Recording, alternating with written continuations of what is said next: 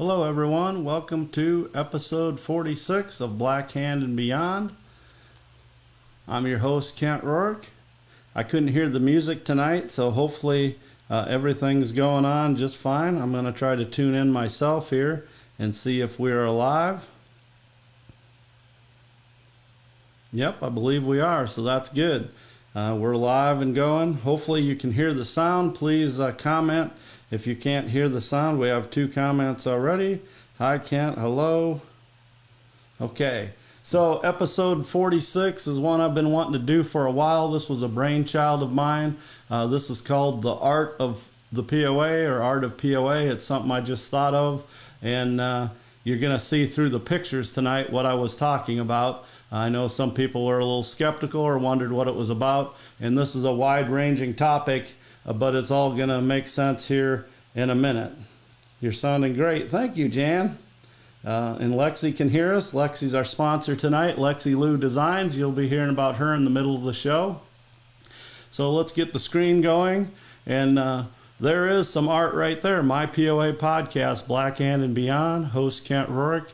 David Brewer took my idea, and basically on construction paper, I'd cut out like a kid in maybe 2nd grade, the picture of Danny Boomhauer and Black Hand that was on the cover of the New York Times so very long ago. And then Dr. Chocolate, Seehafer's a young yearling, and at this time, when I did this, I cut him out too because I thought he was a great representation of the Beyond part. And I had it for about 7 or 8 episodes, and then one day David sent this to me, and I've used it ever since. And it's just an example of art using live pictures there, and then he put the font on there. Pretty cool. So I think I had some purple and stuff, but I like the yellow and red. So again, I want to thank him for doing that a while ago. So the first few pictures we're going to go over here are some images that are actually taken from my garage, which if you've never been to my house, I'm starting to set up the garage kind of like a museum. It's all going to be to ship to the POA Club eventually in Indianapolis, because I would like for a museum to go there someday at the home office. Hopefully the picture is transferred over. There we go. We got a little bit of lag there. So this picture, of course, has the Breyer ponies, which is also art. You know, Black Hand, I believe, was done around 2004 by Breyer. They've done several POA statues over the years. And the one next to it, I remember getting, I think, at the 1983 sale in Des Moines, Iowa, is where my mom picked that up for me. I can't remember if I pointed it out or if she just seen it. And I always thought that was basically Barkeeper, just a different color. They changed his color, but it sure looked like his hip and everything, especially that one picture by the ocean or the lake or wherever they took that picture, probably a lake in Colorado, that was on the cover later, like in '84 or so. And then you see some statues there, some trophies. Clayton Gant, we'll be talking about him a little later on. Then you see the cross ponies, if you look really closely there, in the Minnesota emblem there. And so, you know, what is art? And I looked up that very term on Google, thank you Google, and it says the expression or application of human creative skill or an imagination. And then it goes on to some other stuff. But, you know, so of course art is subjective, just like judging horses and looking at horses. You can always see art in different things. You know, you can have art in music, art in the written word. Of course, we all think of it as like in statues, and of course paintings and pictures and drawings. Photography is also art. So there's a lot of different things that comprises art. Here we have some books that are all based about POAs. This is from my collection. The top 4, of course, was by the Iowa author Lynn Hall, loosely based on Dragon's Life, a real life POA, Dragon 103. She penned 4 of those kids books. They were all highly successful, especially the first one, A Horse Called Dragon. And then the second row there, David Wood, who used to live in California, grew up in POAs. Now I believe he moved to the East, but he sent this to me first place. And it was written by Bob Lang, longtime POAer, and I believe Pat Trujillo or something like that. I'm sorry, but good California name. It was co-authored by those two. If you ever get a chance to get a copy of that book, all the examples in that book about horsemanship and how to show back based in the 70s, it has POAs. You'll recognize some of the famous POAs in that book. And then, of course, Spots Included is the book I wrote, and it was published in 2009. And then the bottom three are basically all an extension of the same book by B.J. Spar, the first 40 years. And then that was published around 1994 or so. And then in 2004, give or take, we updated it, and she added some chapters and redid it a little bit, revamped it. And then the furthest one over, if you don't recognize that, thanks to Jan and Dean Rogers for giving me that book years ago. That's in German, and that's B.J. Spar's book, basically written in German. So, and then there's a few chapters about some of Gene Carr's stallions and a few of Jan and Dean's stallions that they use the blood in Germany from. It's kind of as an appendix at the end of the book. So that's considered art to me, based on POAs. Here's some magazines that I've had since I was probably a kid. The cool thing about the one on the left, once the picture catches up here, is that's the Boomhauer and Barrett sale when they dispersed their herd, their partnership anyway. And I got this book from the longtime auctioneer Aaron Jewell. Of course, his sons Chris and Kevin Jewell grew up in POAs. So either Chris or Kevin, as young kids, one of them drew those spots on Blackhand there. If you see those spots on the front of him, they made him a complete leopard instead of just a white pony with spots on the back. So I've always treasured that. Chris might be watching tonight. Then the middle is the Shamrock sale. I believe that was in Iowa in the early 70s. They had a green section. It was during St. Patrick's Day weekend. That's some original art on that cover. And then, of course, the red carpet sale. We've talked about that sale before, the three families that put that on. The Goldenrods, Driftwoods, and, of course, High Views, the Victors. So the Peets family and also the Stone Morse family had their own production sale in 72, and there's a drawing. Too bad I don't know who did that. It might have been one of the family members, but that's kind of what we're going to talk about tonight, is examples like that. I want to thank everybody for tuning in. I'm going to be pretty busy talking tonight. I don't have any guests, and I do have kind of a script written down, so if you want to ask questions amongst yourself and stuff, I'll look down at my phone every once in a while and kind of answer some questions if I can.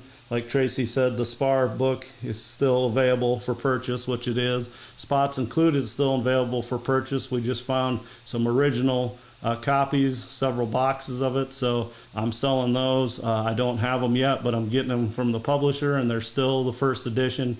We only ran one edition of that book, and there's still some left. So, and then you can always check out the office for other materials and artwork that's available, and we'll be talking about some of that later on. This picture my wife and I ran across when we got married 10 miles north of Branson for our honeymoon. Then we spent the weekend in Branson, and we went to Silver Dollar City both days because we enjoyed it so much. It was my first time going there. That would have been 2014. And there was an artist named Jerry Bishop had one of the shops there, and it was just like in a big tent, but I guess he'd been there since the mid-90s or so.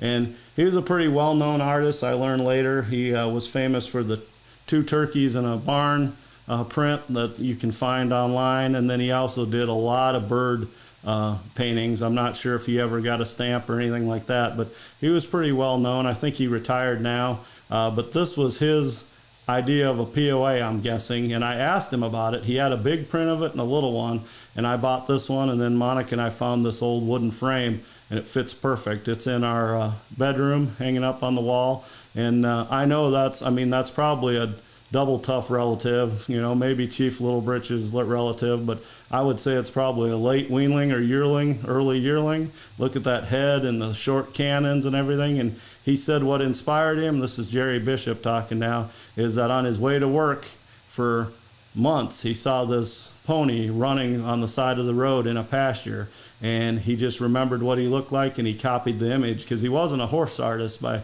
no means. And I'm lucky I found that print because I believe that was based on some POA around the Branson, Missouri area.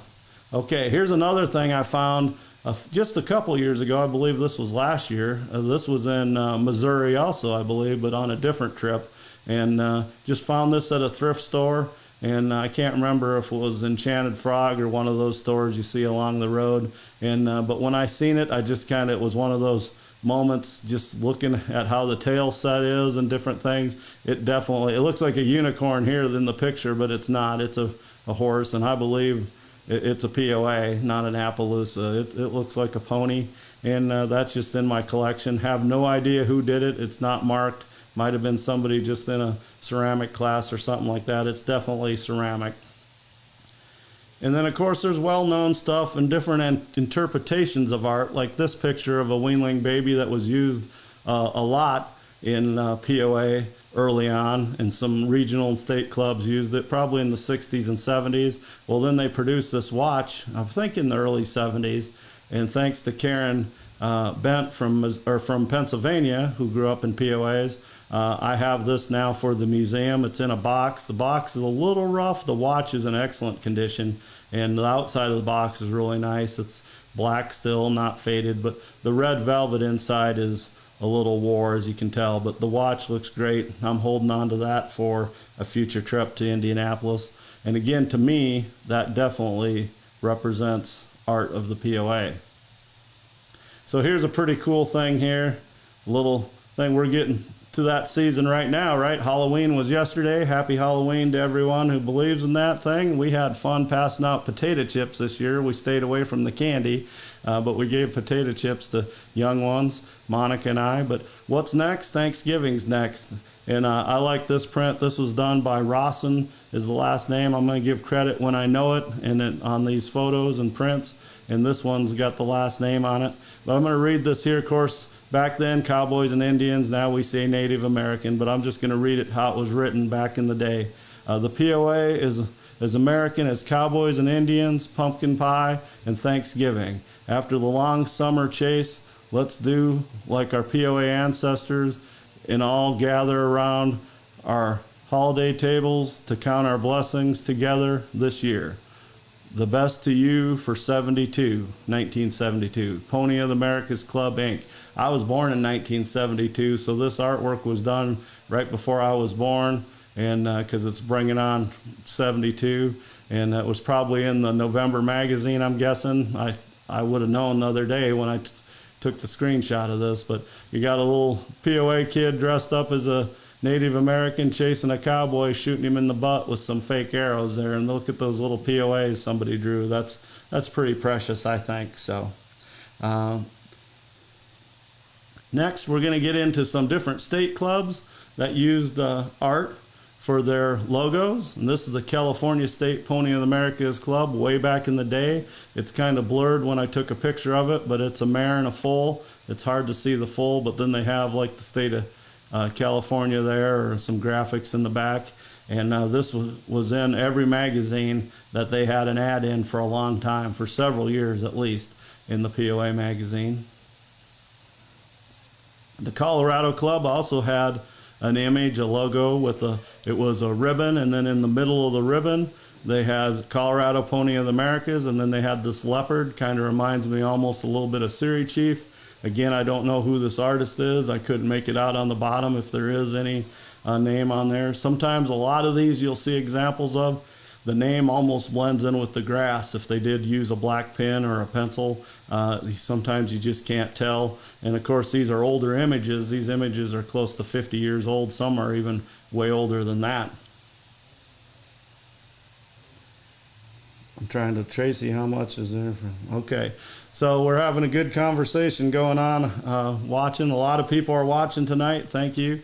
Again, we're on episode 46 of my POA podcast, Black Hand and Beyond. I'm your host, Kent Rourke.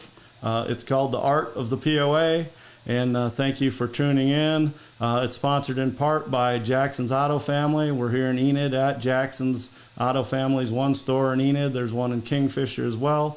Thank you for them for supplying Studio J that we come from live on Tuesday nights. And then our main sponsor tonight, our Supreme Champion sponsor, is Lexi Lou Designs from Arizona. So this is Missouri State Pony of the America Club. It's a simple state of Missouri outline, and then cute little, probably like a foal there. With a nice blanket. Somebody designed that and created that. Again, there's no trademark or no copyright or name on there, but that was used for quite a while for the state of Missouri as well. I got a great gift in the mail recently.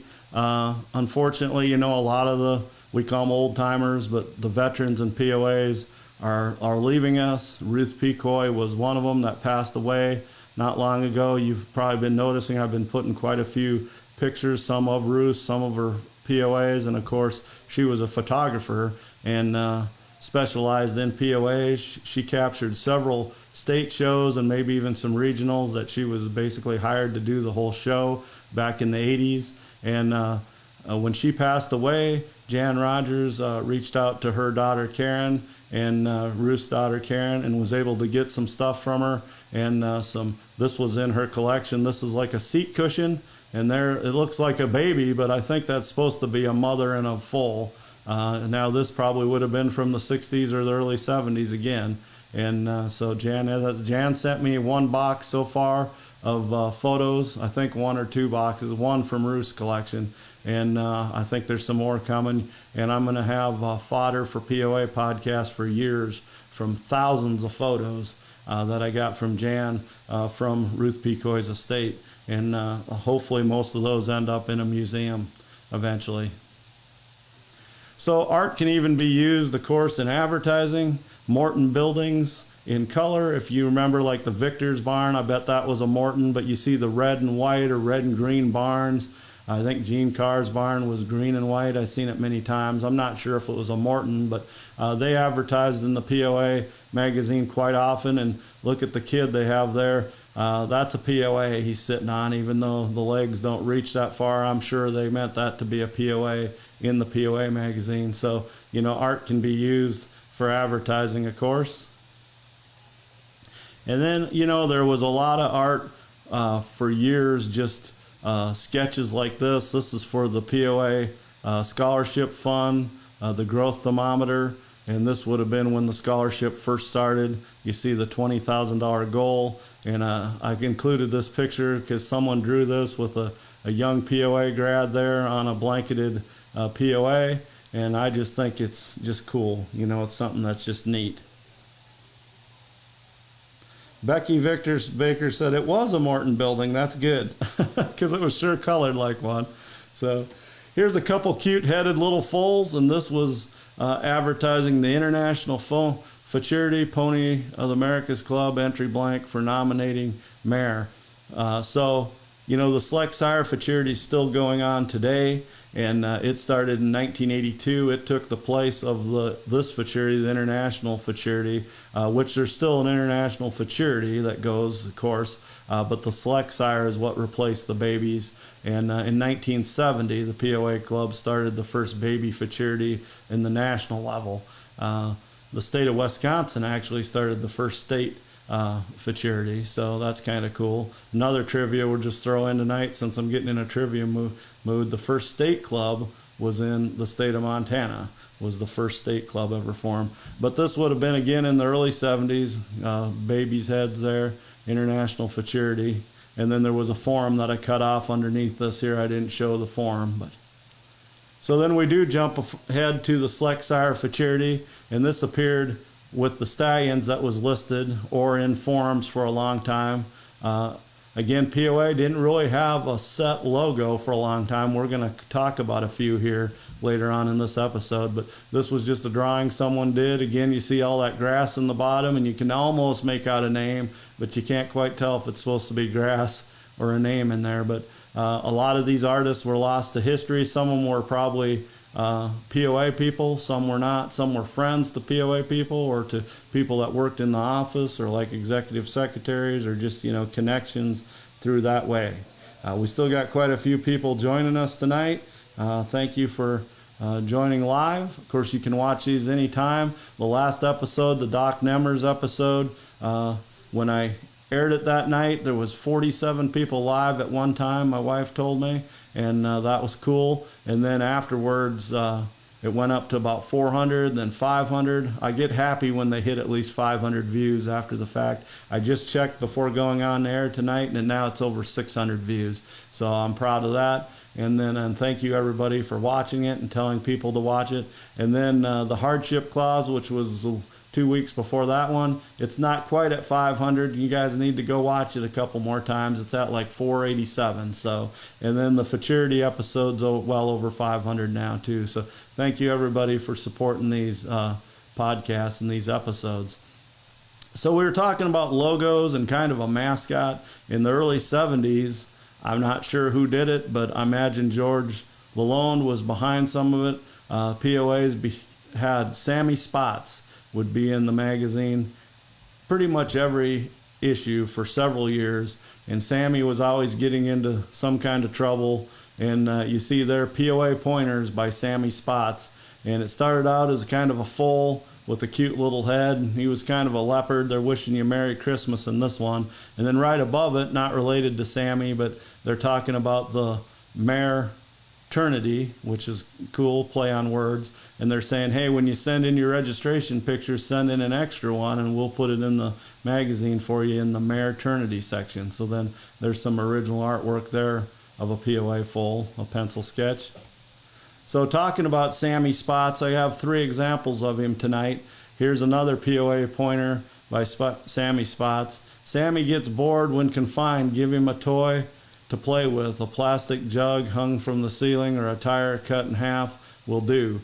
I'm not sure if people still do stuff like that. I remember in the 80s and 90s people were hanging a lot of jugs. Of course, balls got really popular, the ones with the handles and stuff. There's a lot of cool videos of horses playing with those. And we all know when you have show horses, they do get bored. But see the little fat baby there, Sammy? Well, then Sammy grew up, and here's a picture of him on a scale, and the springs are coming out of the scale. And this POA pointer that was in the National magazine said, fat is a pretty color. I've always said that. Was learned that from old horse people. Best color on a horse is fat. But it says, but don't kill Sammy with kindness. Fat deposits can result in strangulation of the intestine and overtax the heart. And they got a big bellied Sammy there, cute little head on the scale, and things are blowing up on him. So that was what I know of as the first POA mascot. Somebody might prove me wrong on that. Somebody that was in it long before me. This was drawn about when I was born, or maybe right around that time. But I just, as a historian, I've went back and seen this one. And tonight we're going to talk about 3 mascots that I know of, drawings that were used in the magazine. But Sammy Spots is the first one. Here's the second one we're going to talk about tonight, and this would have been in 1987, May 1987 to be exact, and this was Otis. And Otis was created by the editor of the POA magazine at the time, a young gentleman named Greg Chaffin, Chaffin. I believe he was from the Indianapolis area. He did work for the magazine for a little over a year, almost 2 years as the editor.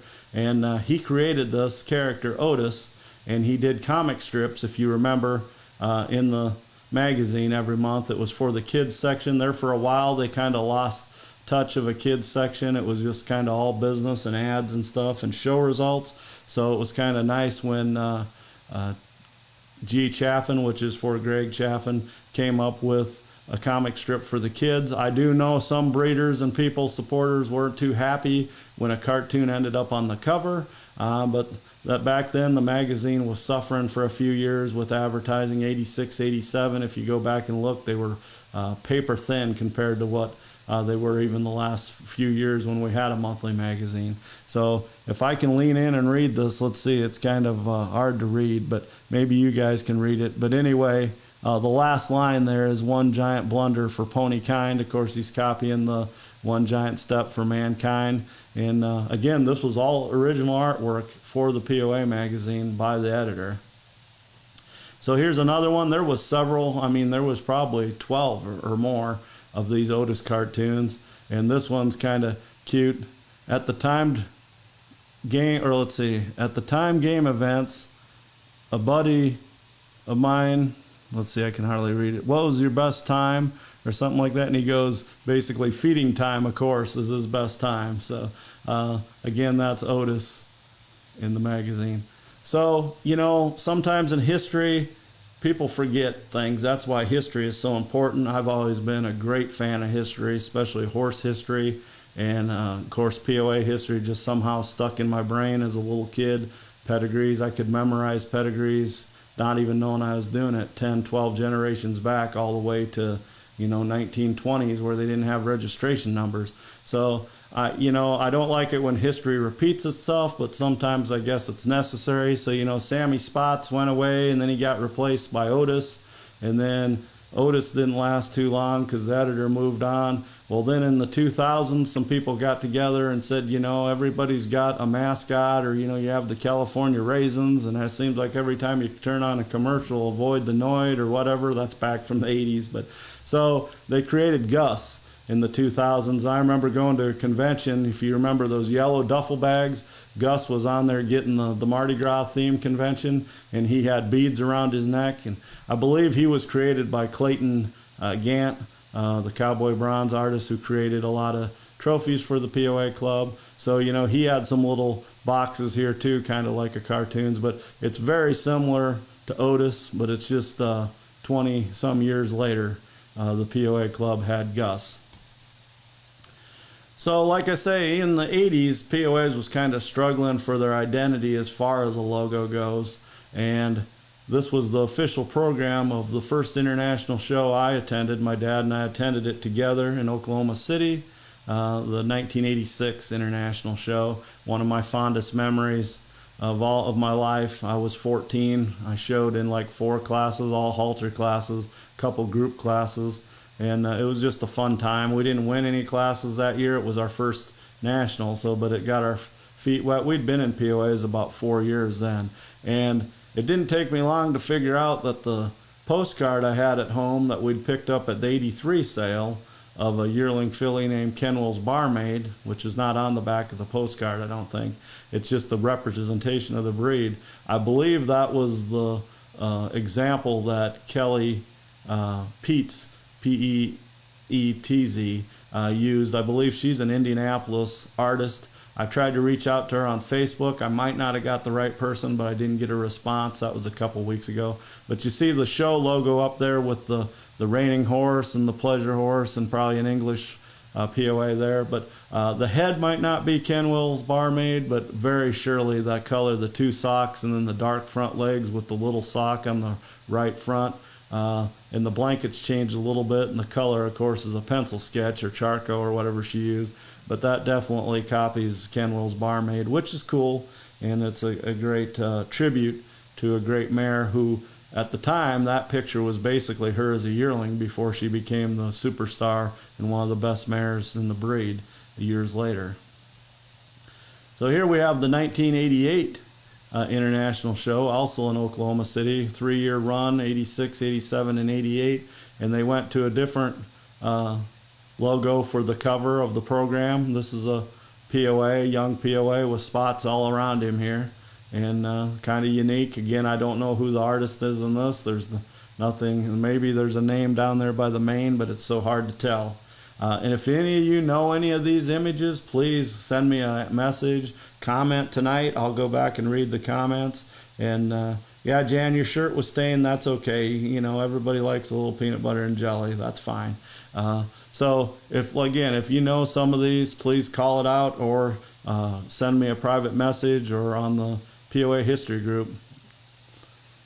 This is a drawing that's, I believe, in the office at the POAC. I have a copy of this in my garage / man cave / POA type museum.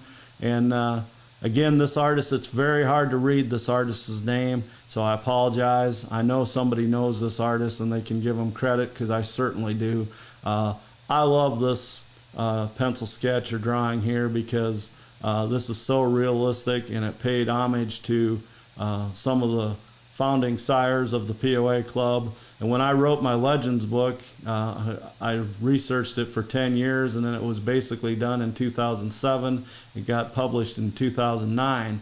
But all but one of these stallions is a chapter in that Legends book. There's 25 chapters, and all but Nana Sukin, who I just didn't put in there. I didn't feel he had the impact the other ones did.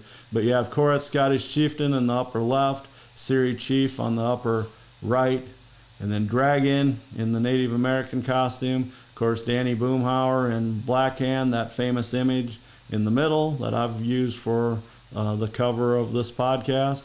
Danny Boy over on the right. I'm going to get to see some of the Danny Boy riders here in a few weeks when I go to Pennsylvania for Thanksgiving. We're having the meetup, the Schuylkill Valley, or however you pronounce that, meetup and reunion for basically the Northeast. It's going to be in Reading, Pennsylvania. Contact me for more information. The bottom there is three of the greats for sure. Chief Little Britches started bringing it to the him and Ladies Warrior changed the ponies from little bitty ponies to a stock using pony for sure.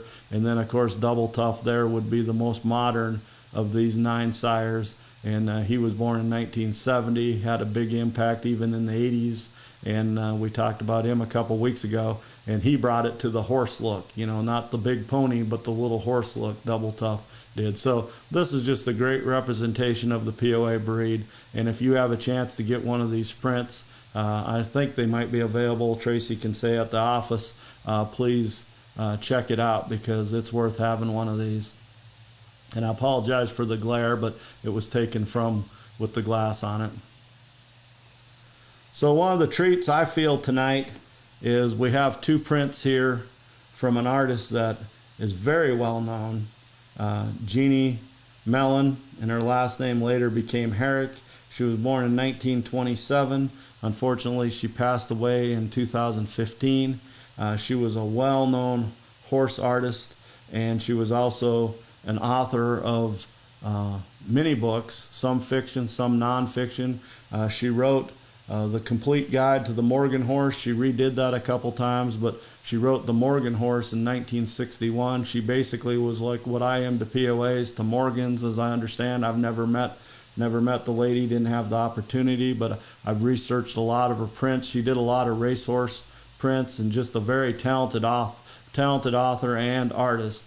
And this looks like, I'd say, a pencil drawing of 2 POAs racing, and this is early on, probably in the 60s, and it's cut off here. I didn't do that. How I found this is her logo is right there. You can see me pointing in the right, but here's another one. I'm gonna get my picture off here, and that's her crest over there, or her signature. It's kind of in block form. It's hard to make out the year.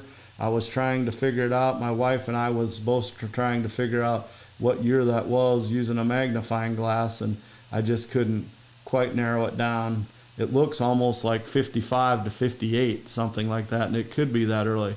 And isn't it funny, you talk about ranch horse now, and how the ranch horse is taking over the world basically, which is cool, and now POAs are adding ranch classes. Look at this POA drawn by a famous horse artist way back in the day. You have the short stock tail, but it has a rope on the saddle there, and that's a ranch look if there ever was one, and that's before the POAs were 14 hands. So I don't know if she did this for a collection, I believe is what it was, a collection of different breeds, because she's got a famous one of a Connemara pony jumping, and then she did a lot of Shetland images. So she drew all kinds of horses and ponies throughout her career. So I think this is a real treasure that we have these 2 on the podcast tonight. So St. Nick's Pony Farm, I didn't use a lot of advertising tonight because I didn't want to play any favorites or anything like that. There could have been some. I cut 30 pictures out of the 81 I'm showing tonight. I actually had almost 120, and I just kept dwindling it down until I got to 81, counting Lexi Lou's sponsorship pictures.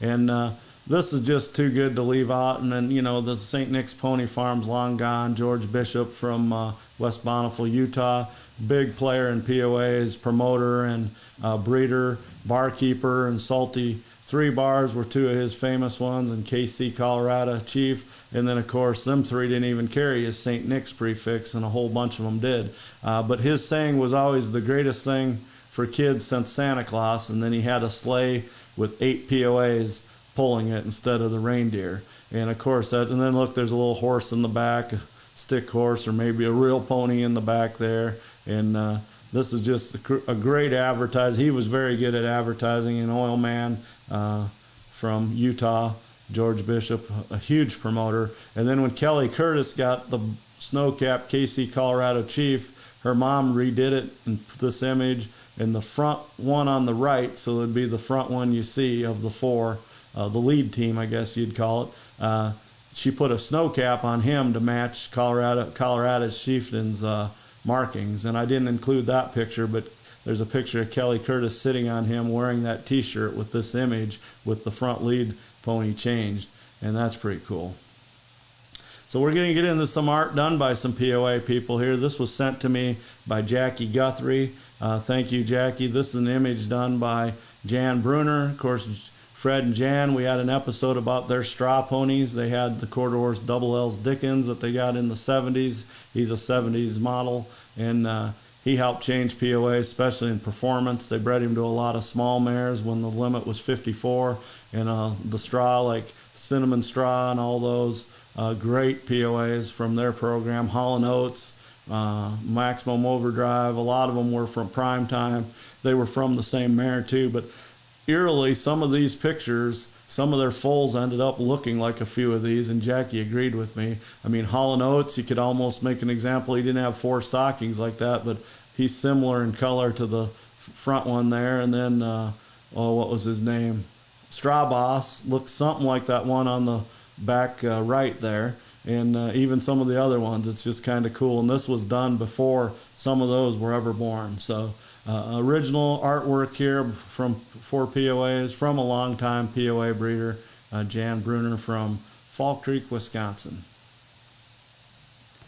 Here's another sketch that was done by a POA person for a POA person. This is called The Legacy, and this was done by Debbie Joel from Canada, and she was commissioned by Jan and Dean Rogers to immortalize their 3 generations of stallions. Of course, you have Gold Prince up in the middle, and then his son, who won his class at the International 10 times at the International Show, which is now known as the Congress, and then he finally won Grand for the first time and only time, the last time he was ever shown, which was the 10th time he showed, or a little more than that, but I put the 10th time's the charm when I wrote an article about it. So that's Takapa Gold. And then of course Takapa's son, out of the full sister to Gold Prince, was tribute to Prince, the few spot that a lot of people know in POA still today. All 3 of these were outstanding individuals. Of course, Gold Prince was an Appaloosa born in Minnesota that was hardship later on, but that didn't affect, I mean, he was already famous as a POA sire long before he was hardship. Then Takapa was a great sire, but even known more as a halter horse. He won some JPFC classes as well in English and Western Pleasure. And then his few spot son tribute to Prince was probably the best sire maybe of the group. It's hard to say that over Gold Prince, but again, this is called The Legacy, was done by Debbie Joel. Unfortunately, Debbie's passed away now, but she was a friend of Jan's from Canada. Jan had the opportunity to go up there and watch this be done. She kind of helped edit it a little bit and make sure the eyes were good. I think Jan named it The Legacy, which is a great title and a great tribute to the Rogers family.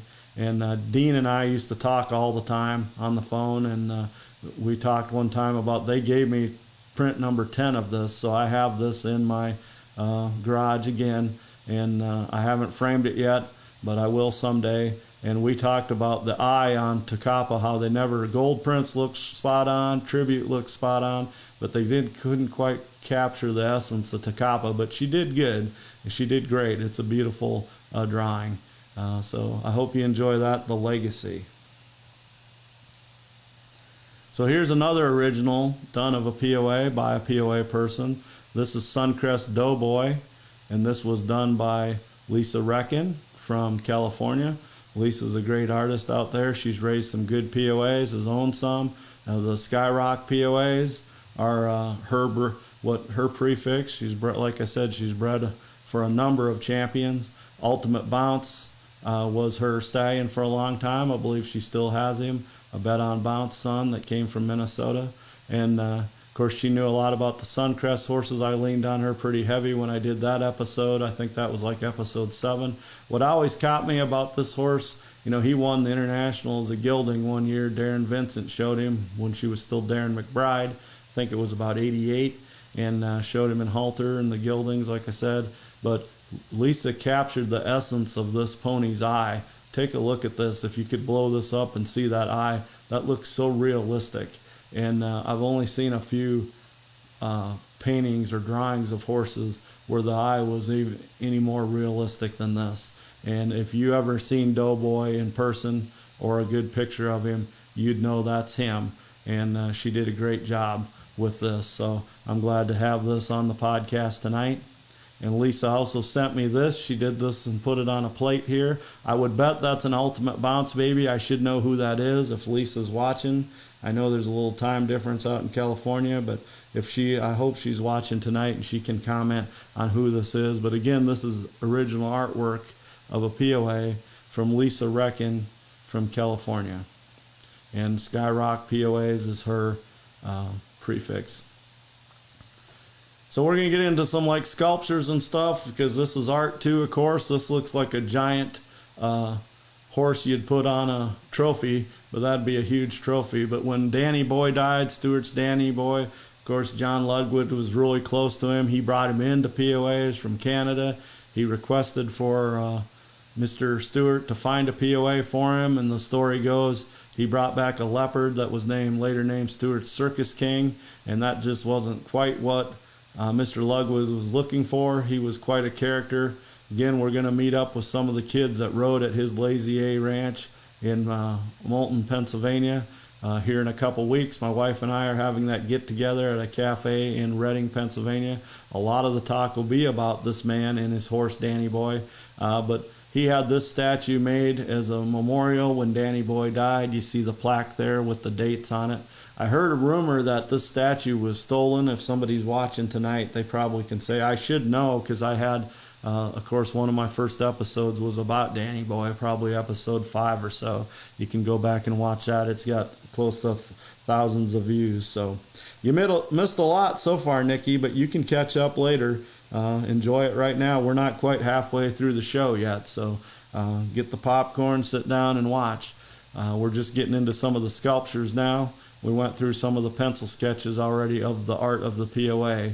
This is episode 46. So here's another statue. Now this is a trophy, and a lot of you may not know, but Linda Korn had a studio in Indiana. She raised her 2 sons, Shane and Todd, in the POAs, her husband Dick and her. And then Linda worked in the office for many, many years, was a great employee. And like I say, their kids showed, and they raised some POAs, and then they got involved heavily with the KS's ponies. But this was sent to me from Jan Rogers. This was a trophy that Takapa won one of the 4 years he won Reserve Grand in a row.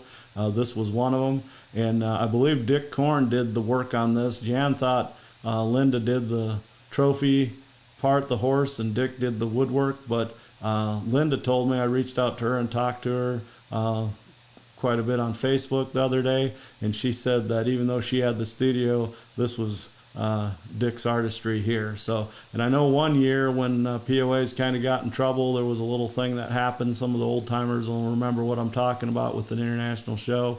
He went and got donations, and he ended up building the trophies himself, and it cost, I think, $800 in supplies, Linda said, which Dick ended up paying for himself. So, just great people, great POA supporters, and this is a part of POA history, and again, artwork. And this statue would have been, it says right there what year it was won. But, we don't think of it, but of course, trophies are art. So this is taken from my garage. This was these were all awarded in, I believe, 2006 is when I finally put in for these. These are all Premier Awards. What I like about these, and this would have been Clayton Gant again from Cowboy Bronze, all four of these horses are painted different, and I kind of like that. I did talk to him one time, and we were going to replace Kiddo Tufts with a white one and then put one of the leopards on Chip, because Chip-a-Tuff, they're the second one in. He was a leopard, but not quite like that. And then he just did them, he didn't know the horses or the ponies. It was original work. But when them are hanging on a wall and somebody that's not in POAs or horses comes walking in to your room, your den, or your man cave or whatever, your living room, that's pretty impressive artwork there for Breeders' Awards. Here's some work that Clayton donated, and Jan Rogers actually bought this at a sale. I know Trout's bought some sometimes, and Eula Gayweiler bought some once in a while. He usually made these really cool collective pieces like this, and they'd go for a lot of money, and I'd just be there itching at the banquet because I couldn't afford to buy one of these. I was feeding my brood mares at home, had 10 or 15 horses at home, and was trying to show a little bit and go to all the board meetings, and I would have liked to got one of these pieces, but Jan was able to one year. She told me a cool story about it, how she got it, and that's a beautiful piece of artwork there, all representing the art of the POA. All right, so we're about halfway into the show tonight, and I want to thank my main sponsor tonight. We have 2 Supreme Champion sponsorships available every episode and 5 ROM sponsorships. PM me for more information on that. But tonight we only have the one sponsor, and that's Lexi Lou Designs, and she's from Arizona. And she's fairly new to POAs, but she does design work, and that fits in perfect with the art show tonight, and that's why she decided to be the sponsor for tonight. She was a ROM sponsor last episode on Doc's episode, but you can already see she's done some beautiful ads for Joyride there, and one of the TC Weedos and RY Diamond, and then there's Dr. Chocolate, and of course she does it for horses too, all-time pleasure. So she can come up with any type of design you like, and I know Tammy Verzi's putting the magazine together again this year. The deadline might be TikTok. It's probably pretty close, but if you need an ad and Tammy still can get it in, that's a great way to be immortalized in POA history and have somebody cool design an ad for you if you don't have time to do it. I'm not sure what Lexi's schedule is, if she can get it done by that, but for any time just on Facebook or ads, social media, she does a great job. Of course, she is a POA owner, and this is her POA Chocolate Heaven Sailor. She did well with this POA, and so that's cool that she not only does ads and designs for people, but she is one of us as well. I say one of us, I don't own a POA, but I feel like I'm part of it. But I remember watching this horse show, this POA, and she won a lot with him, or Chocolate Heaven Sailor. And there's the McLaren Futurity winner. There's a nice trophy there. That's prestigious Futurity win, of course, at the National Congress. And then look at all those checks there. You could wallpaper a tack room with all those things. That's that's impressive. That's a lot of wins there. And of course, her new project right now is a POA baby named Lazy. Let me see. I lost it for a minute. Lazy Rainy Nights, I think. Lazy Rainy Nights. Yep, that's the name. And that's from Oklahoma here, just down the road. One of my closest POA neighbors. Of course, Aaron Metcalf and Donna Zimmerman. My wife fell in love with that baby, by the way, Lexi. I think you know that story, but we don't have a place to have a POA. But Donna was saying, well, that one's going to Arizona and this one's going there. But my wife kept scratching the butt of your new baby, and I thought, uh-oh, I'm glad it's sold. So, but anyway, thank you again to Lexi. Check her out if you need any designs in the future. She does a great job. And again, she's part of POAs, so she's right along there with you guys, supporting this great community. Lexi Lou Designs from Arizona. So getting back to the show, this is the second half of the show. Sorry, I'm talking with my hands. I know some people don't like that on podcast etiquette, but this is a unique podcast. This is one of the first logos that was really used extensively nationwide. It's the POA running there with the legs way behind and then the tail up in the air. Again, have no idea who designed this. Somebody suggested this last week that maybe it was Pat Lalone or she had a hand in it. She either found somebody to do it or she might have been the person that did it.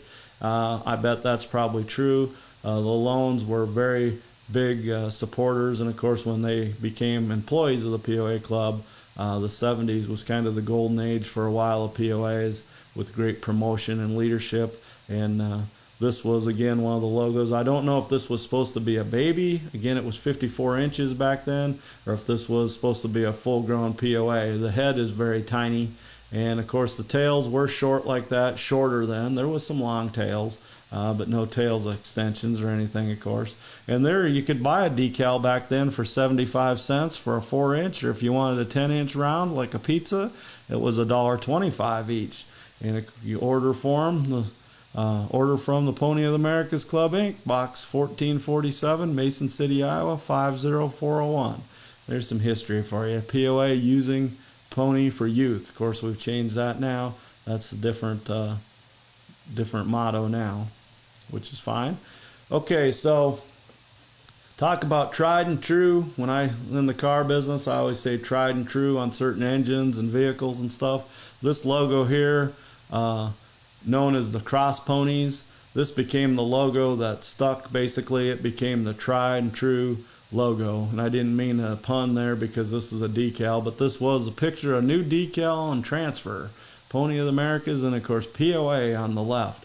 And I looked and looked for the creator of this for probably 5 years now. Not just because of this episode, but the last 3 weeks I extensively tried to research. I called people, I asked different people.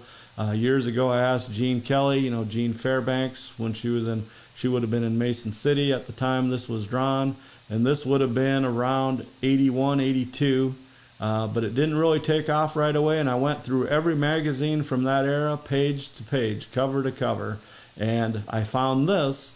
And this would have been in late 82. I think it was Gary Freeman, the executive secretary at the time, was a big promoter, always trying to come up with new ideas. And he talked about the new decal, but he didn't say the original artwork or anything. The best I can tell is the author's name, or the artist's name is Rita Blackford. Somebody told me they thought maybe it was Ursula, and the one, I blew up a couple of her signatures because you'll see another one of her originals here in a minute, and it looks like a J in the middle. The other one looks like a U in the middle. So Becky Victor Baker says, I have that decal on our trailer. I got a quick story since you brought that up. Becky, my dad got the decal. I remember he bought it from Leon Chastain, who was working for the club at the time at one of the sales. He was just manning the booth for Linda or whoever, and he bought the biggest one they had at the time. I think it was bigger than 10 inches. It was a square one like this, and he bought 2 of them, one for each door of our 6-horse aluminum. Of course, we were in the professional hauling business at the time, and he pulled into Oklahoma City to where Rex Kennard's place and where Dreamfinder was born. Alias King was there. Dreamfinder was long gone, but Mr. Kennard came out, the oldest of the 2 gentlemen, and he seen this decal, and he asked my dad, are you a POA person? And Dad goes, yeah. And he said, well, do you know this one? And he takes a picture out of his wallet, and it's Alias Ghost King on a card, like a trading card that Ken and Pat Steele had sent him because they purchased him. There was an ad in the magazine when he was a year old. Kennard's had him advertised in the POA magazine because he was a POA that just didn't grow. And of course, you all know the history of Alias Ghost King and how KS has used him as a great sire. And my dad said, I sure do. That's the horse, I forget how he called him, but the horse down in Alabama was Steele's. And of course, they had a great conversation over that. And it all started because of these decals. If Dad hadn't put these decals on the trailer, and that was in the 2000s, probably the late 90s, the business went from 98 to 2008 about. So I think it was probably in the early 2000s when that took place. So, but anyway, we're going to have a lot of examples of the cross ponies here because it's still to this day a very big part and basically the main go-to logo for POA. If you've been in the home office, you've seen a stained glass window hanging in there. I used to see it for years, and I was told it's still in the office. This is a black and white advertisement of that stained glass window when it was advertised from RM Designs, Rocky Mountain Designs out of Colorado. And this is a picture you're seeing here is of stained glass. It's not the painting we just seen or the drawing. And this was done, of course, in 1982. And I'd love to have one of these. I guess the POA office already does, so we don't need one for a museum someday. There's already one hanging there. So I would love to have one for myself, though. I would create a door to put that in it. So, as I said, 1982 or so, we went through some executive secretaries pretty quick after George Lalonde retired from being the executive secretary after 1979. We had a string of 3 or 4 of them. And then in 1986, Clyde Goff came into town to Indianapolis. And I'm not sure if it was him, but it was at his time when he was at the helm that they slapped this logo on everything, which is great. You know, now we have people tell us, Missy Korn's watching right now. Perfect timing, Missy. I just had the cross pony stained glass on. Anyway, they slapped this on everything from jackets to hats. To that almost looks like a mimosa glass. I guess it's like a beer glass. And then, of course, the cookie jars and everything. And now they call it riding for the brand, you know, ride your brand or whatever. Well, POA has been doing that a long time, and they did it with this cross pony. And I know a lot of people watching tonight had these 80s styles shiny jackets with the POA on it. POA World Show took that a lot. They use that in their advertising and for their trophies and plaques and stuff. And you still can find this and some stuff on people's shelves, POA shelves with the cross ponies. And I have a lot of examples of it tonight, so bear with me, but it's worth talking about. And again, I believe the artist was Rita Blackford. If somebody can verify that for me, I do not know if that person's still around or still alive. And I would like to know the story of how she was contacted to do this. Now, I'll show you different variations of the cross pony. This was Colorado. Of course, you see the mountains and the sun back there. And I guess that's supposed to be the sun and some clouds. So, you know, they just imposed it on that for their little logo for probably a world show or a Rocky Mountain show. And then this is kind of cool. You're going to see this example here. This is from 1988. The Kansas Club up there in Hutchinson, Kansas, had the Mid-America Regional in 1988. And they took the cross ponies and put a big old sunflower on the chest of the blanketed pony with 1988 in it. So that's pretty Kansas there, representing Kansas, a giant sunflower. And that's how they promoted their show. That was held in Hutchinson. And of course, the McLaren Futurity was at that regional before it went to the international. And then we just seen a picture of Lexi winning it. Now that it's been changed to the Congress, it's still there at that show. So let's move forward 40 some years. And next year, little plug from my Kansas friends here, June 10th and 11th, 2023, KSPOAC, so the Kansas POAC Cottonwood Classic. But the main reason I put this on here is because look at the logo they did now. They kept the cross ponies all these years later, but the sunflower's gone, but they have a ring around it with some wheat. So wheat and sunflower, that represents Kansas pretty well. So that show will be at the Celebration Center and Bar Arena up there in Lyons, Kansas. There's a triple IBC open to all breeds show. And then, of course, they have a full ranch division classes. So join them next year. You can go online to find out more at the kansaspoa.com there, or find them on Facebook. I was mentioning about the World Show, and here's one with the cross ponies. They have the pony black. I think that's how it was meant to be when it was drawn. It wasn't in color when it was originally created, I don't believe, but they have the globe behind them there for the World Show, and then of course it's encompassed in a giant horseshoe. So I thought that was a cool and worthy cross pony to be on here. The cross ponies are still very modern. I mean, their tails are not. Their tails are to their hocks. That's what it was, you know, pretty much in the early 80s. But the faces are cool. The hips are right. The muscles are even popping a little bit on the Gaskins. And, you know, it still really works. It's tried to been replaced a few times, and it just keeps going. So this was current. The POA East World 2022. This is a picture of what they used for their advertisement in Newcastle, Indiana. And again, you have the cross ponies. Now they changed the black one to whatever you want to call that, brown or chestnut, or you know, it's red base basically. Still have the socks on it, and then you have the leopard with the black ink on it. So you know, it's still holding true to this day. And that was 2022, the East World.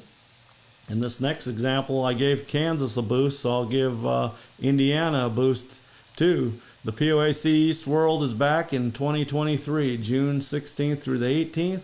Again, 2023, East World, the national promo show, held at Henry County Saddle Club, Newcastle, Indiana. Add to your 2023 show calendar. Now you see they changed it back to the classic black and white cross ponies, and they put the circles around like the world trophy, like they were. The globe basically is what that represents, those two equator lines or whatever.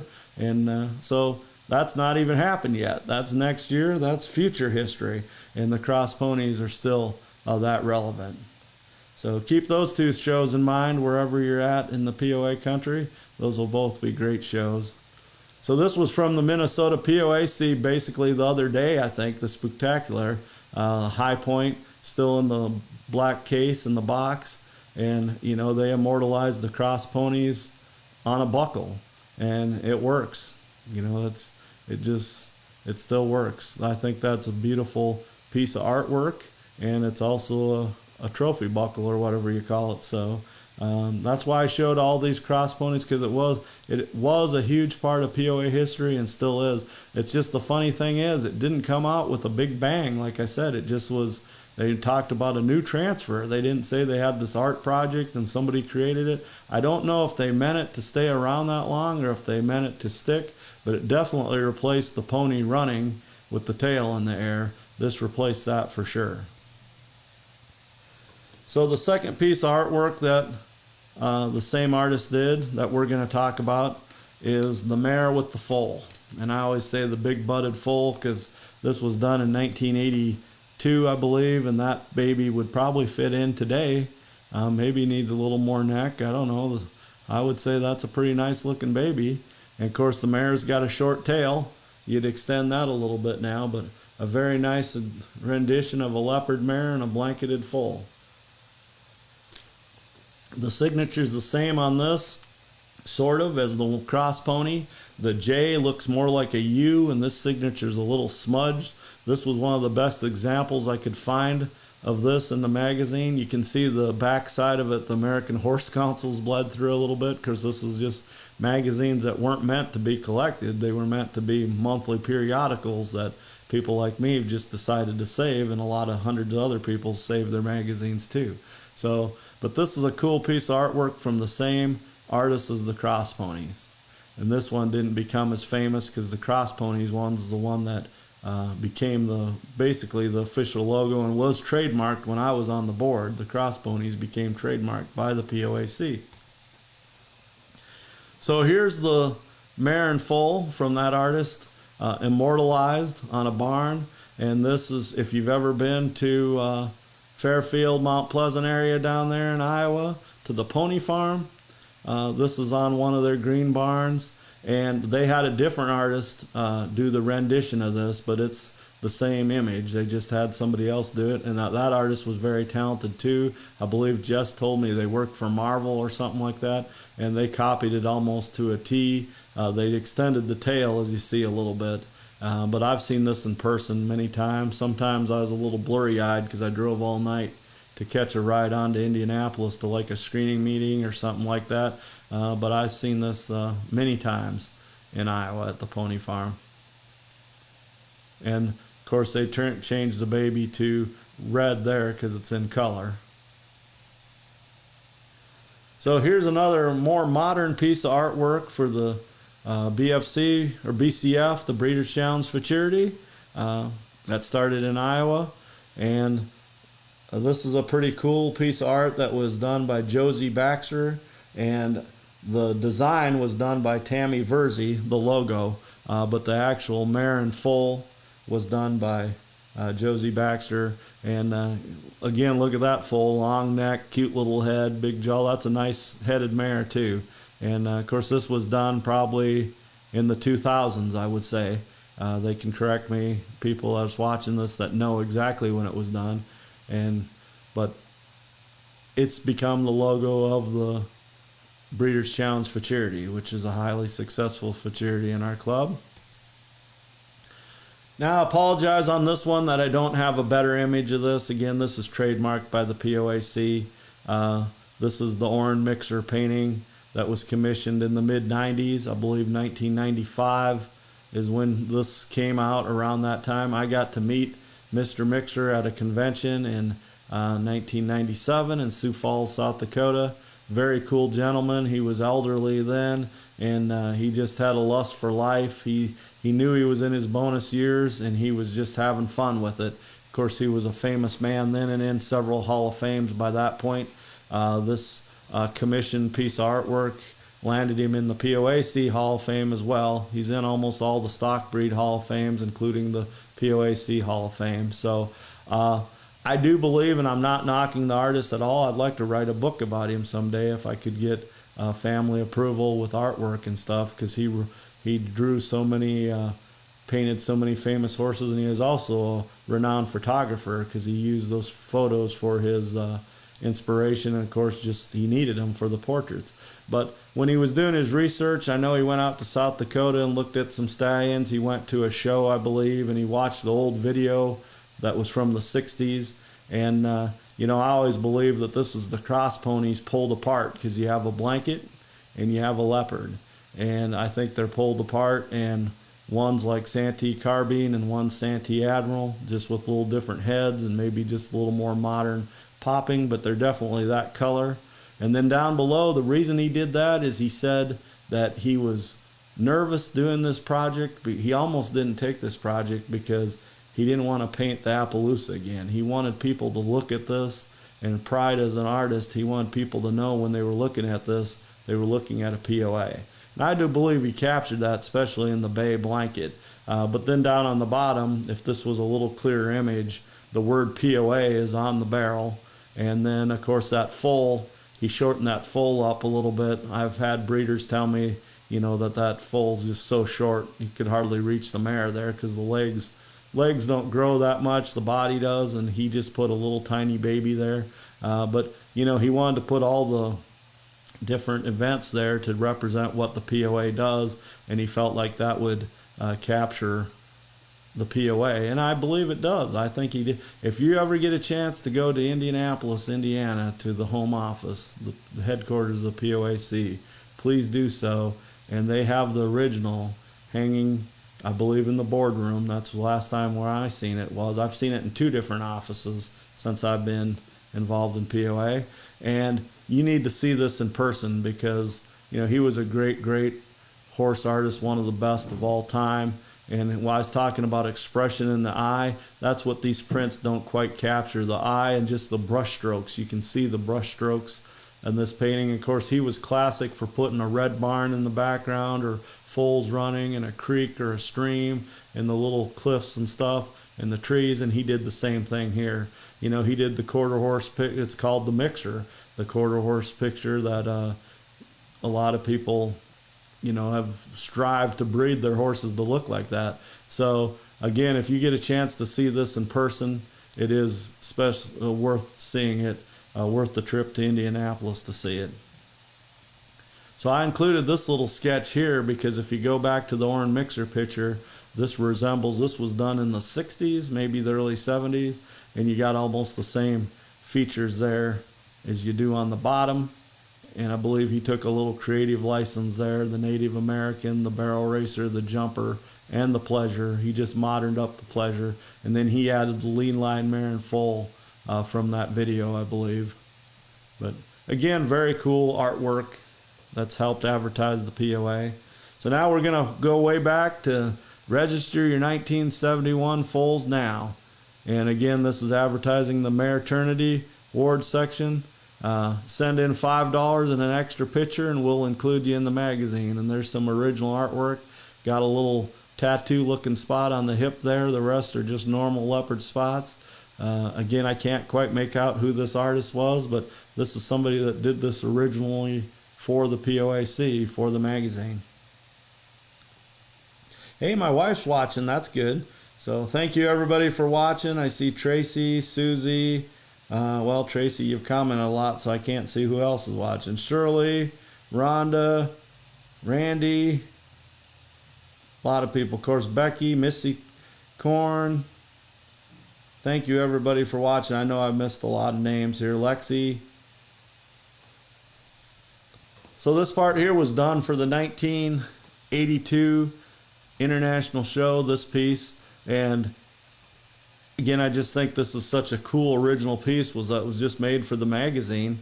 And the artist name's there by the bag of oats. You look at the saddle and everything. Everybody that's packed a trailer can kind of picture this. And it says the 24th International or Bust, Estes Park, Colorado. That became a huge, cool show in Colorado. That's the last year it was there. It's been in Colorado twice, 75 and 82. It hasn't been in Colorado since 1982, this show here. Look at the dates, 13th through the 18th of July. And the POA says, I think we need another wagon. And that's a pretty cool looking POA for 1982. Has some socks and a blanket and some really foxy tipped ears there. But again, this is just a cool rendition of a POA and some kind of comical relief there as well, advertising the international show. So this is more modern, when computers started kicking in and graphics and stuff. This was after the club moved to Indianapolis, and they were representing the halter horse, barrel, pleasure, hunt seat, and of course reining. And you know, they're all POAs, so I don't know who did this. Somebody watching could, since this is fairly modern. This was after 86 for sure. And this was in the magazine several times, like when they'd have show results, it'd be on the margin on the left or right. So you can check that out if you have a collection of the magazines. Okay, I hope people are watching that are involved in this. Susie Schultz Huff, I hope you're still watching, because you and I have known each other almost since you drew this picture on the top here, and I never knew this existed. I've went through every magazine I have that are almost every magazine ever done, and I never knew Fireside Willie existed till the other night. I was flipping through for this episode trying to find original artwork, and here's Fireside Willie done by Susie Schultz, age 10, Edina, Minnesota. And he even signed it Susie underneath his muzzle there.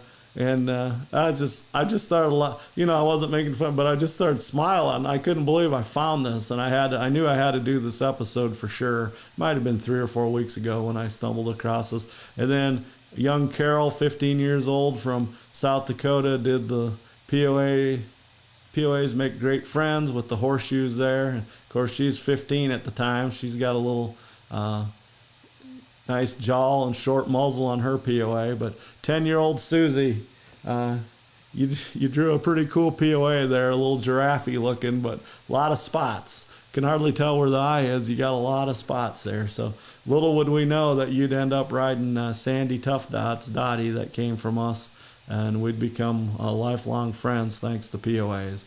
So just remember tonight, if you don't remember anything else, people, remember Fireside Willie, original artwork. So speaking of original artwork, here's something from Stephanie Hummel from Wisconsin. This would have been around 1971 or so. And it says, of course, George Lalone was the executive secretary at the time, so she wrote this to the office. Dear Mr. Lalone, this is a picture I drew of our POA, Pepper. We have 6 POAs. Their names are Siri, Pepper, Lady, Dove, Buster, and Missy. I like to ride Dove. We like to go to pony shows. I like to help my daddy feed our ponies. My name is Stephanie Hummel. I am 7 years old. If that don't grab at your heartstrings, what will? That's pretty cool. Look at that POA there. So hopefully somebody connected to this one is watching, or somebody knows this person and can relay this to them.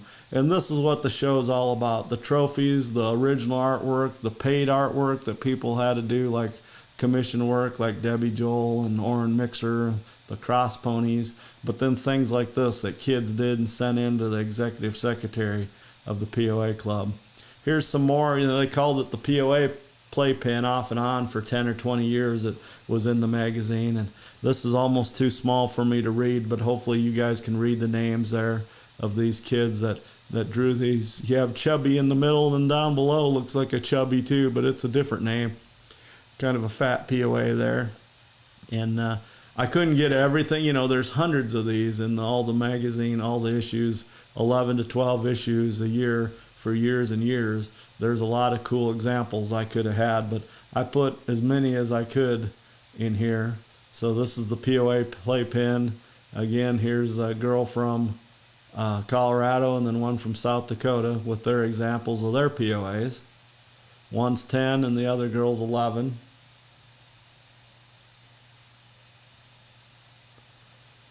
And then here is Tiffany from California. I heart POAs.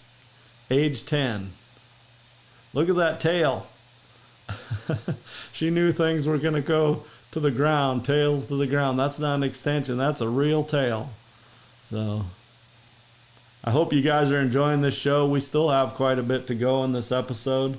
If you're just tuning in, I know some people just did. You can watch this in its entirety anytime on the POA History Group.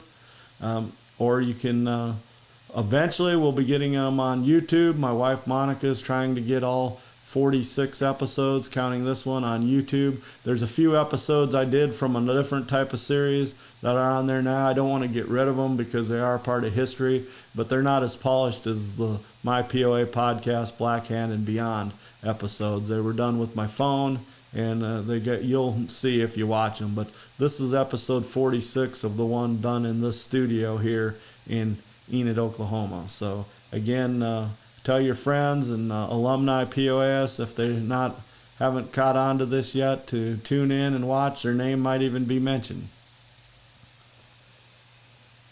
I'm going to take a drink of water here while we enjoy this Christmas one. I threw this in here for my wife because she loves Christmas movies and anything Christmas. This was in a December issue, of course. Holiday greetings. No idea who drew this. There was no identification on it. It's a blanketed POA. Again, kind of a foxy looking POA there, in a cutter, a sleigh, with the dad and I guess his daughter and maybe his son.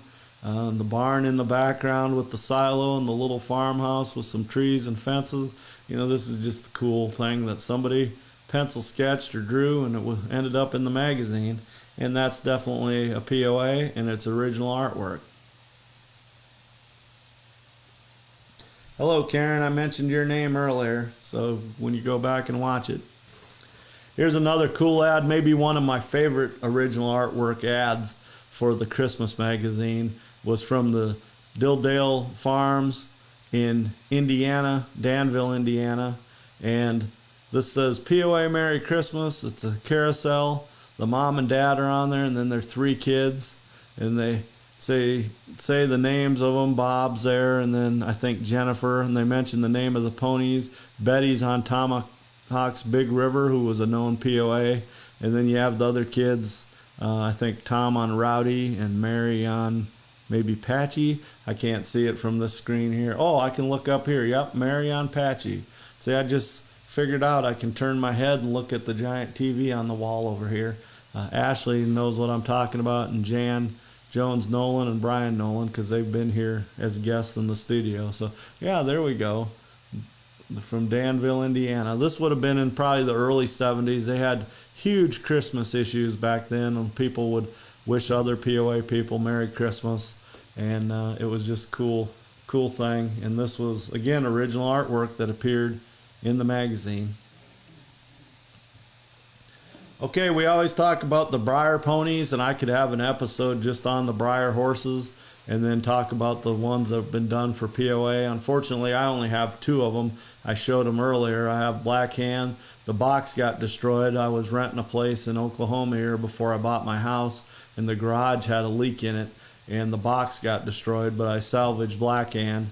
And I happened to see him at a thrift store one time when I was coming home from auctioneer school.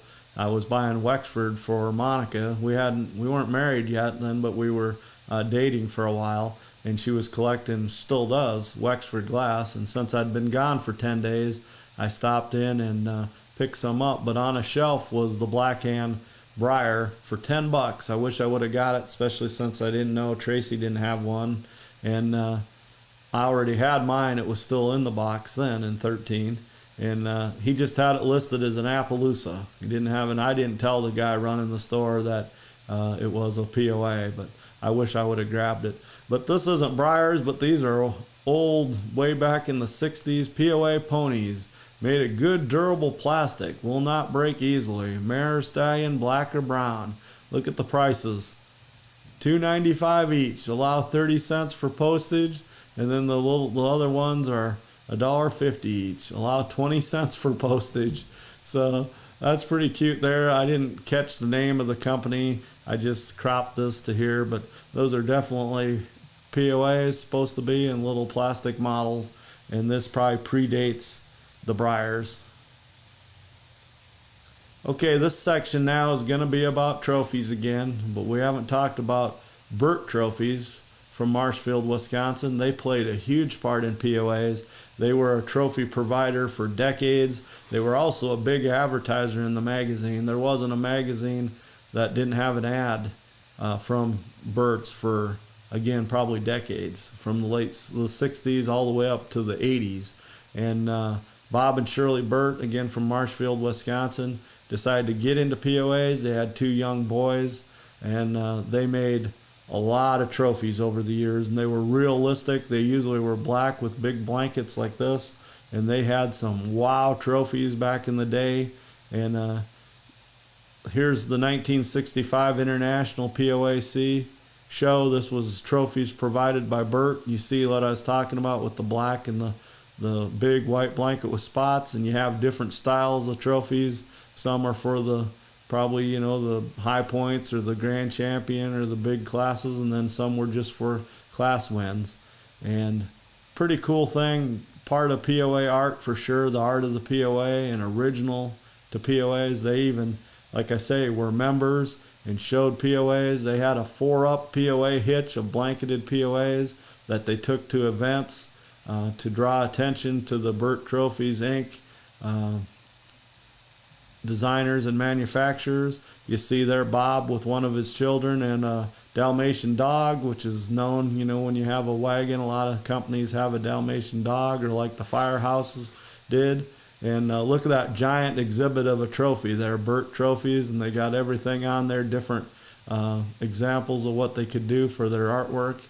And so I'm glad I included this. I actually reached out to Shirley Burt, never met the lady, and Mrs. Burt was nice enough to send me some pictures, and I'm glad she did because I got to include them in here.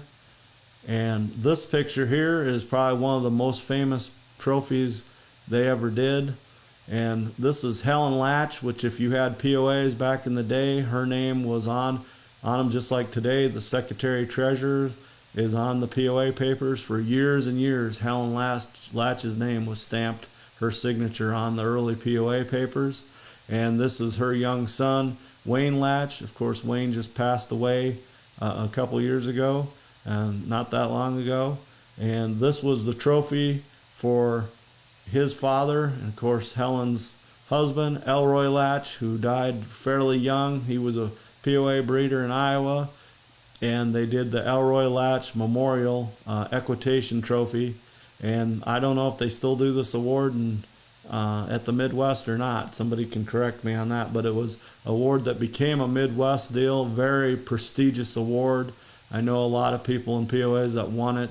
And you look at this trophy here, you can tell of all the trophies I just showed from the 65 International, this one would have stood out here. And it was meant to memorialize a great man, Elroy Latch, and a great POA family that bred POAs for a long time. Wayne and his family continued into POAs, and Wayne became a judge and just a promoter of the breed.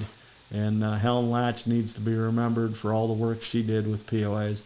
But that's a Burt trophy they're holding there, giant black and white POA on top. So this piece here is very special, and I mentioned Ruth P. Coy a while ago, and this was on the December 1967 cover. And I'm going to take my picture off here because I'm going to read the cover story. And you got to remember, again, in history, what was going on in 1967 in the United States, in this country. And Ruth had this commission, this piece. It's as much art of the POA as you can get right here. And that's why I put this towards the end of this episode. We still have a few pictures to go through, and we're going to look at portraits right now in this section. And I'm going to start out with this one. And here's the cover story, which was in the magazine in December 1967. Pecoy's Ponies present a POA prayer for peace. This month's cover is a reproduction of a beautiful oil painting done for the Pecoys, especially for this cover by Nancy Wilkins of Blair, Nebraska. It depicts a lonely Indian brave holding his pipe of peace up to the Star of Bethlehem and praying to the great chief of peace for peace on earth, goodwill to men. This time of year, our thoughts and hearts are turned towards our boys and girls in the service who may be spending their first Christmas away from home. So it is with great pleasure and humility that we dedicate this month's cover to all the ex-POAers who are in the service of their country, and we all join the nation in prayer in hopes of having all our loved ones home safely by this time next year. Burley and Ruth Pecoy, and Gail and Karen Kripe, Rockwell City, Iowa. And Gail and Karen, I believe, were Ruth's children. Gail was a boy, and Karen, of course, her daughter. And I got some of those pictures because of Karen through Jan Rogers. This wasn't the original here. I don't know where the original is at, if Karen kept it. Hopefully it finds its way to Indianapolis, Indiana for a future museum if it's still around. But this was taken from my phone from the December 1967 cover. And just drink this in a little bit, people. This was done by a POA'er. She had this commissioned. She paid Nancy Wilkins to do this. We'll see her name again here, that artist. Very good artist. And that looks like a POA stallion for sure. And it was back then it would have been just a spotted pony. But in the snow, you can't tell how tall he is. And then you have the young brave there and the Star of Bethlehem. And you could redo this today with everything going on in the world. So just a very cool tribute and piece of POA history. And I'm glad we were able to have it on this episode tonight. Susie says her brother won it in 1979. I remember that, Susie. And I believe Troy Kozer won it one year, I think.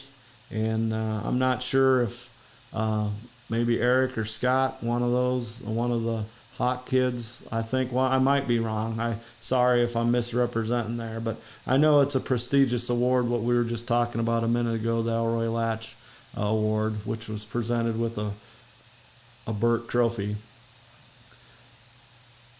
So here is a painting that I seen in Indianapolis, and I was told that Les Boomhauer did this, and I seen it. It's in color. I don't know if it was still in Indianapolis. It was by the sink of the old office, not the one they're in now, but the one they moved out of the loft, the one you had to go up the stairs to. And it wasn't really kept in a good place. It could have got wet and everything. But I found out that this painting was actually done by Patricia Peters. Did this of Black Hand and gave it to Les Boomhauer, is what really happened, I believe. So, and this is an early POA magazine course, Black Hand #1.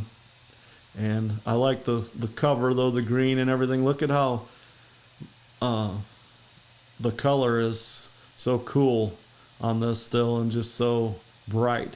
So, and that's, wasn't stored in plastic or anything. So these magazines some of them were way ahead of their time and had original artwork on them.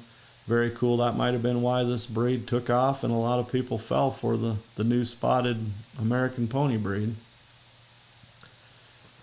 So we just talked about Nancy Wilkins, who did the commission for Ruth Pecoy.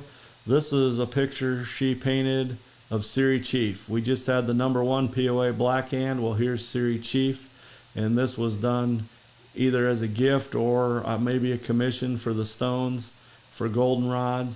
And this was sent to me by Carl Stone. Thank you for sending this. He took the picture right off with his phone right off the wall there. It's in a nice black frame. And he mentioned that the mares in the background, that GR's Raindrop is one of the mares in that herd that Siri Chief's overlooking there, keeping a close eye out. And then her foal, GR's Mini Jet, who is well known, is one of the foals in that picture. So if you could zoom in on this and look at it closer, I would love to see this picture in person. I never have. I knew it existed, but I'd never seen it in color like this. So again, thanks to Carl Stone for sending this to me so it could be part of this podcast tonight. Siri Chief #2, done by Nancy Wilkins from Blair, Nebraska. The next portrait here that's hanging on someone's wall, we just seen a rendition from a Black Hand from Patricia Peters. This says Pat Peters 61 on it, and it's the same artist, of course. And this is another famous POA, Stewart's Danny Boy.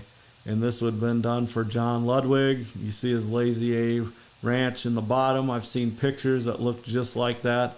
And Danny Boy, of course, took the POA world by storm. And the Tomahawks offspring that came from him. We've already mentioned the Tomahawks tonight on this show.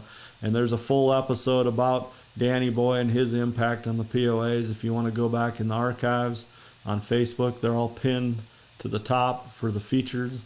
And it's like probably the 5th one or so. It's one of the early ones.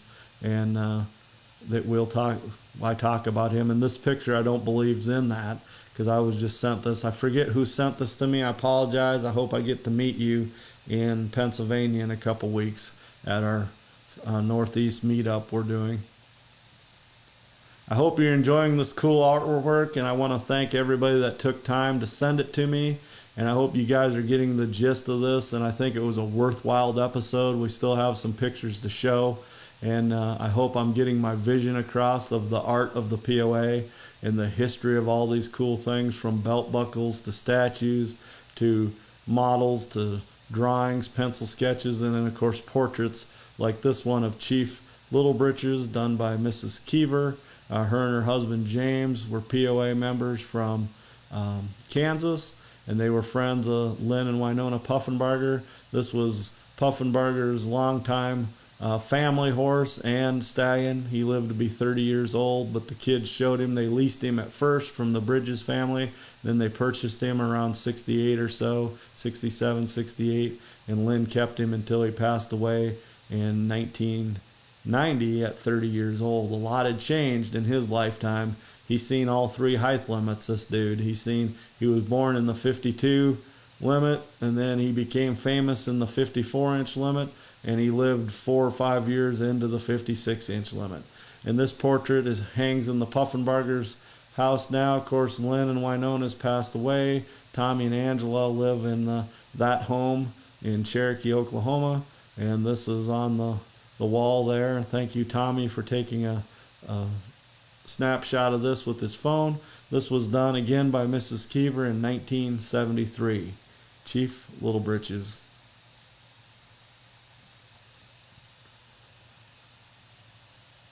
This next picture is actually quite large.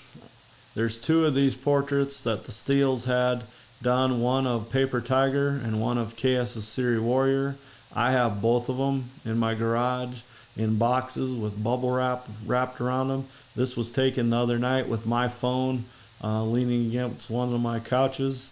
And again, the man cave slash family room slash POA museum. And I don't put these out for presentation because they weren't my stallions. This was a huge part of POA's, of course, Paper Tiger, and I'm saving it to pass down to the POAC. It needs to be hanging on display once the museum's finally put together someday. I hope that happens. And the artist, I blew this up and tried to read who the artist was. I'm so sorry I couldn't make it out, but there, give credit where credit is due. You can be driving by on a scooter and look over, and if you know POA history and see this hanging on a wall, you'd go, that's Paper Tiger. Maybe the head's a touch different, but that hip is spot on, and that's definitely him. And of course, he had the same impact kind of as Chief Little Britches and Ladies Warrior, just come on a little later, and he was actually bred to be a POA. He wasn't a half Appaloosa, half grade mare. He was actually a registered POA mare, was bred to an Appaloosa stallion to produce him, and he helped change to that more modern horse look since he had so much Appaloosa horse in him. Both grandparents, well, his sire was an Appaloosa and his maternal grandsire was an Appaloosa.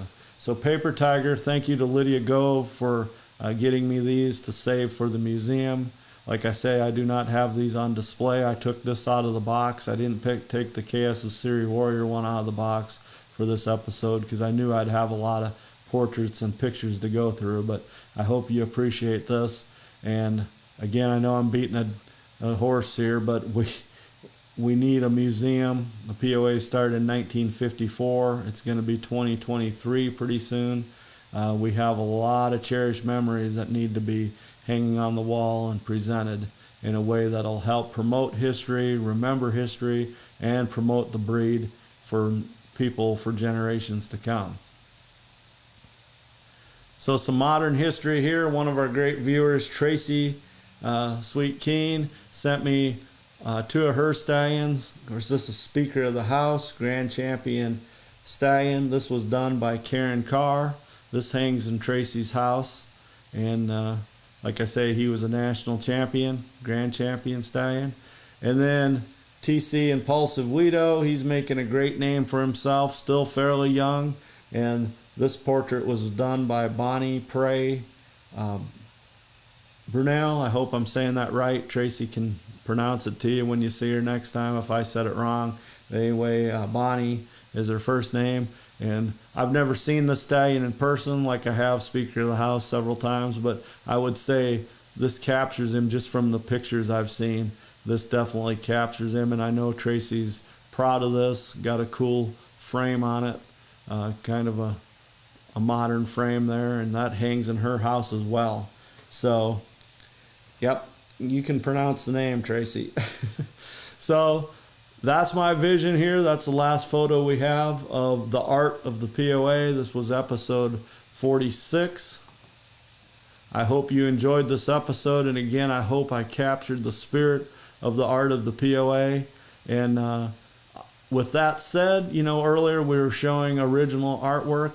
I would like to, at this time, offer the opportunity, if you want your kids to send in some original artwork of POAs, of any kind of POA, if it's one of yours or one they admire or just one in their head, an image, and even adults, if you want to sit down and you have some time on a rainy afternoon or something and pencil sketch something or paint something, I don't care how elaborate it is, send it to me. That might be future museum pieces as well. But have your kids write up a little story, and I'll do another episode. It'll be next year, 2023, because I'm scheduled out a ways for this year. We'll do another episode about original artwork from POAC members and the youth of POA, and hopefully we get enough. Maybe we'll get 30 or 40 or so that we can put on an episode and have another cool version of this, but just modern, modern history. So next week, I hope to have the Dave Morris 2Ds episode. Please keep Dave in your prayers and thoughts. Dave and Bonnie Morris, they need a lot of prayers and thoughts. And just like a lot of POA people, you know, time catches up to all of us. I'm not getting any younger. I feel lucky to be in the prime of my life at 50 years old. But when you figure a breed started in 54 and then it was going full steam ahead in the 70s, 60s, and 70s, a lot of those people that played a big part are now getting up in their golden years. And we need to capture all the history we can from them. You know, we're losing a lot of history. So I hope these podcasts kind of wake up some spirit in some people, some history spirit. And I know it has a little bit. There's been alumni and older POA breeders that are getting excited again about POAs. And I hope newer people like Lexi, who was our sponsor tonight, she enjoys these podcasts and she learns stuff about them. That makes me feel good. And then just every people that are showing now and has been showing for years can just enjoy these. So again, tune in next week. We always have sponsorships available. So please contact me on sponsorships. There's 5 little ROM sponsorships. It's just a quick blurb and a picture. And then like tonight, like Lexi Lou Designs, that's called the Supreme Championship or Supreme Sponsorship. There's only 2 of those per episode, so I won't bog down the show. And you also get a lot of advertising on the Facebook history page, the history group, leading up to the episode. Sometimes it's almost 2 weeks worth of advertising. Every time I put a preview with another picture, I say sponsored by or sponsored in part by. So I do believe it's a cool thing. And I want to leave with the horse whinny. Our music didn't play for some reason. I don't know if you could hear it, but I couldn't hear it in the studio. We had a major update today on the Mac, so I'm glad this episode went off with not much of a hitch. So again, thank you to everyone who watched the show live, and tell all your friends and family and POA people to go find it on the Facebook POA History Group page. And again, thanks everybody for tuning in tonight.